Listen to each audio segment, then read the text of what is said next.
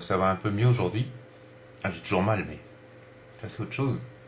Ma voiture, j'ai découvert les joies des pinces de démarrage. Donc, allumant ma voiture ce matin, je suis allé faire un tour. Et il y avait eu tempête la nuit dernière. Enfin, il y a eu. Et je me suis arrêté près d'un arbre pour le toucher. Et il y avait du vent. L'écorce de l'arbre contre ma peau, j'ai fermé les yeux et j'ai tourné la tête vers le vent. Et là, il y a quelque chose qui s'est imprimé sur mon regard, intérieur je veux dire. J'ai vu une femme. Enfin, je pense que c'était une femme. Elle était dans l'ombre. Il y avait juste un bout de son visage qui était éclairé, comme dans un tableau de Léonard de Vinci que j'ai vu au Louvre. C'est Jean-Baptiste, je crois. Je sais plus si c'est lui. Enfin, une lumière très particulière et des yeux vraiment très bizarres, des yeux qui n'étaient pas humains.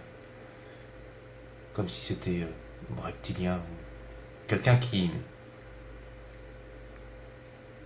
serait une foudre de Dieu, ou qui aurait peur de l'inconnu, a plus peur que moi, aurait pu penser un démon. Mais c'est pas comme ça que j'ai vu cette femme. Elle était là, dans l'espace de mon imaginaire, se surimprimant sur les dernières impressions rétiniennes que j'avais de la forêt qui s'étalait devant moi. Et j'ai senti un souffle chaud sur ma peau, au niveau du cou. Et puis quelque chose me gagnait là où j'avais mal. Une sorte de pression se fait encore dans mon crâne. Et cette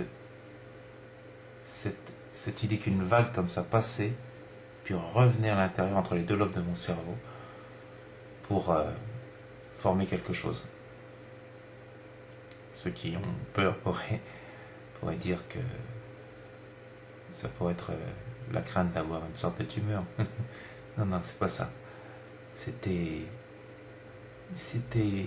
cristallisé quelque chose qui était insufflé en moi. Et l'arbre semble servir de vecteur.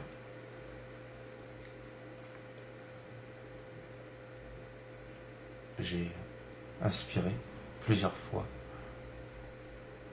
sans oser rouvrir les yeux, parce que je voulais garder le visage de cette femme, mais il s'est estompé. Et il n'y a eu qu'une phrase qui a été dite, prononcée, que j'ai entendue, que j'ai perçue. Sois le bienvenu. Bienvenue. J'ai rouvert les yeux, et j'ai l'impression que le vent chantait quelque chose. Passeur d'âme. Passeur d'âme. D'-A-M-E-S. J'ai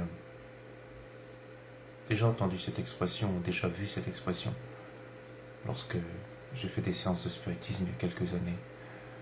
Le spiritisme, je pourrais en parler un petit peu, c'est quand même quelque chose d'étrange. On ne sait pas à qui on parle, on ne sait pas comment ils sont. Ça ressemble beaucoup à Internet en fait, parler avec des inconnus. On parle peut-être avec des inconnus, on parle peut-être avec des personnes qui sont autour de la table. Il y a peut-être un Gestalt psychique, peut-être quelque chose au-delà.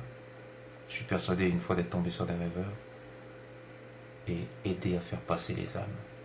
Ça, c'était quelque chose qui était venu, que j'avais oublié et qui s'est réveillé ce matin. Je suis reparti tout chose. J'ai fait quelques courses. J'ai regardé le prix des ordinateurs. Je vais acheter un nouvel ordinateur. Je sais, c'est idiot si je suis plus là d'ici quelques jours. Mais, comme je l'ai dit, de plus en plus, je commence sérieusement à me demander s'il ne s'agit pas d'une transcendance. Quelque chose qui arrive et qui élève au-delà d'un simple statut qu'on a au quotidien, la mort de vieilles habitudes, l'ouverture de nouveaux horizons, et à nouveau l'espace de la création qui s'ouvre, des horizons multicolores. Alors que je parle à cet instant, je vois tout qui se trouble et qui devient violet. Ça m'est arrivé quand je faisais des séances. Ce soir, il faut que je revoie cette femme. J'espère qu'elle me dira quelque chose. Je pense que ses yeux étaient comme ceux de la vieille, finalement, étrangers.